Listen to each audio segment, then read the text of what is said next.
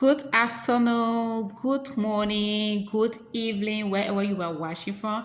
My name is Lorena Dunker. Welcome to my YouTube channel. On this channel, we talk everything that has to do with women's health, particularly maternal child health. We also discuss politics because policymakers and politicians have the willpower to improve the maternal child health systems or decide not to improve it. So we talk to make them to know that we know what is supposed to be done, and if they are not doing it, we ring bells into their ears. So today's video is dedicated to a special person, a friend and a brother. If you don't already know, I am a founder and executive director of Action to Restore Community Health, a non-profit organization in Liberia, a small organization but doing great work.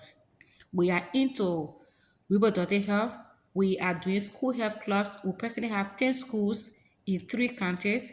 We also are into working with traditional birth attendants in 2 counties for now, and Bomi and Nimba, and we hope to add another county this year. And over the years, since 2019, there have been people who have been helping us to carry on our activities, be it administrative or project-wise. We don't receive any funding from donor. We have not been fortunate enough to receive it, but we have been running our organization from our own pocket. And one of the people who I reach out to often and it will help me is the one this video is dedicated to, Winston B. Guer.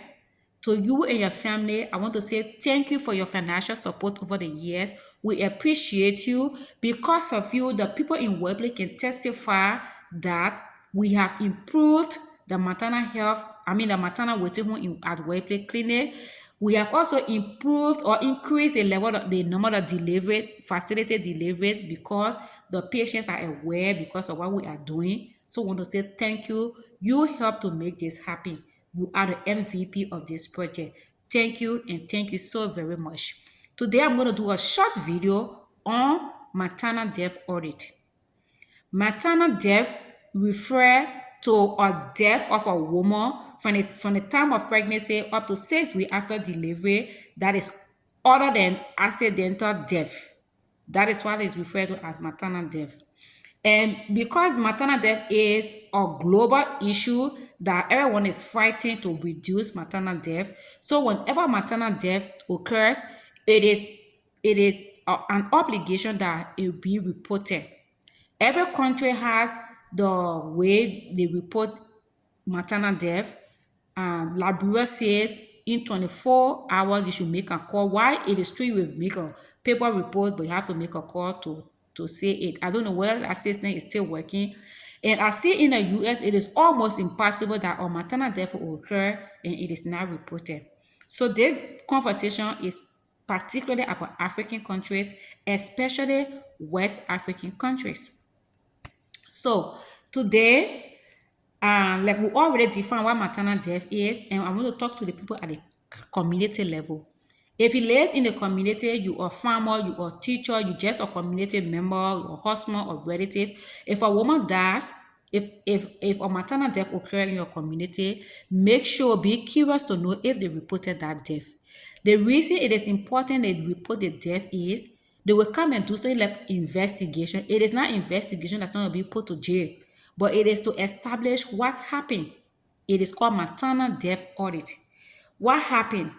How did it happen? What did the health worker, what did the person that was giving assistance to the woman to give birth, what did she do? What did he do? That's the reason of the investigation. So if people know what happened, how it happened, and what you did, then they will also be able to say what you could have done better to prevent this death. In the same way, the people at the clinic level, at the health center level, at the hospital level, when a maternal death occurs, make it your business to also report. Don't say your clinic have reported 2 or 3 maternal deaths in 1 year, so you don't want to report any again because you've been seen as careless. No, it is better you report so that the maternal death audit team can come, launch an investigation, know what happened, how it happened, what you did, what did you do, what was your intervention? How did you carry on your intervention? What steps you took? And then they will determine what steps you could have done to prevent the death, because most maternal deaths are preventable because the causes are also preventable. And then at the county level, though I'm not saying it happens, but don't say, oh, we'll have whole 15 maternal death this month, have 10. This is too alarming. And decide to omit the numbers. No. Whatever you receive from the clinic, send them as raw as you receive it. It will also, click something in the mind of policy makers. And they will want to know why is this happening over and over in this county?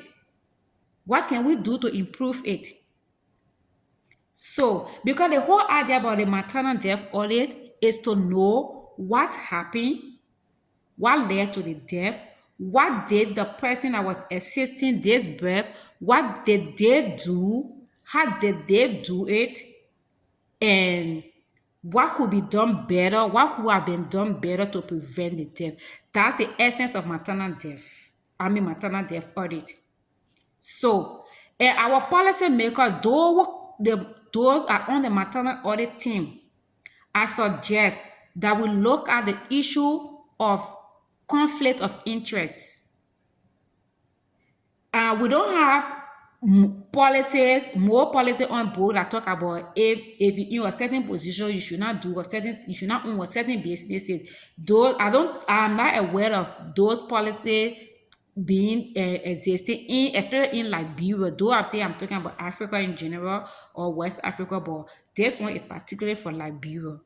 So, for example, there was a time, in fact, I have seen it twice. Two maternal deaths have occurred at a facility that is owned by the current health minister. And while she is still health minister, and the two times the death occurred, I have seen her being the one to go on the radio to say what happened and why it happened and how it happened rather. And then so I want to believe it. Anyone else would think that it means she was on the maternal audit team. And I see that to be issues or conflict of interest. Even if she was not on the team, why is she the one speaking about it? That facility is owned by her. So she should not be the one to talk about the issue of maternal death that occurred at her facility. It should be somebody that has no connection to this facility, so that the actual story will be told, so that the actual thing will be established, and then you will know what went wrong, what could have been done differently, and how it could have been done differently to prevent the death. So, whatever policy we got, whatever guidelines we have in Liberia or in any West African country that has to do with maternal death audit, we should also make provision for conflict of interest. If I own a facility and a maternal death occurred there, I should not be on that team.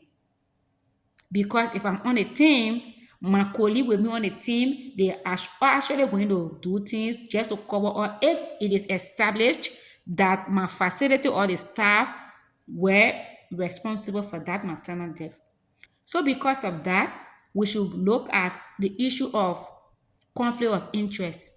And another thing, whenever a maternal death occur at a facility, that gave rise for in-service training. I don't know how often we do in-service training at our various facilities in Liberia, in Ghana, in Nigeria, in Africa, in Sierra Leone, and the Gambia. But I think when the maternal death occur, it gave rise, especially a preventable maternal death. When it occur, it gave rise, that's a need for training, that's a need for in-service training. So you don't have to be workshop. I have to take people from that location. Just send expert there and they do the training on ground, so that for eventuality they are equipped. They already know what to be done. Because most of the things that we learn in school, over time, the way of doing things, they are modified. So some people don't read. From the time they graduated, they don't read, and so you don't expect them to know of new things that are coming up. So the way before we used to handle eclampsia is kind of modified now. So somebody who graduated 2002, like me, I graduated 2002. So if that person hasn't been reading, you don't expect to know changes that have taken place in the eclampsia protocol. So when maternal death occur, that gives rise for a training. No matter how you think, or it don't just depend on the discussion for that the day of the audit. Be arranged for an in-service training. And another thing again is be able to give feedback. When maternal death occur and you do an audit, be able to give a feedback to the clinic, be able to give a feedback to the family of that girl. And if it happen at the community level, be able to give where you have called stakeholders of the community, of the town, of the villages, and give feedback. It is important for people to know what happened, what caused it, so they themselves can be on their guard next time if a woman is pregnant in that family, in that community. So, with that being said, we come to the end of this video, and this video is not to condemn anyone. It's just to say we should do things better than we are doing now, and especially the issue of conflict of interest. It's very much I don't know how to say it, to see your health minister or sitting health minister on the audit team or giving audit report of a death that occurred at her facility. Anybody, even my late daughter, my 11th grade daughter, my daughter is in 11th grade. She will say, "But big sister, it's not fair." So what's much more about any other person? So with that, I want to say thank you all for listening, and I hope we get something from this message. And like I said, when a death occur at your community level, make sure it is reported. It will have to cause you to go to the clinic, to the health center, to find out and say on the 8th of September, a lady died, she was pregnant or she wanted to give birth, she died in my community. Did the birth attendant report? When they said no, give the information about the woman, and the people will come to the community to do investigation. They will not call your name.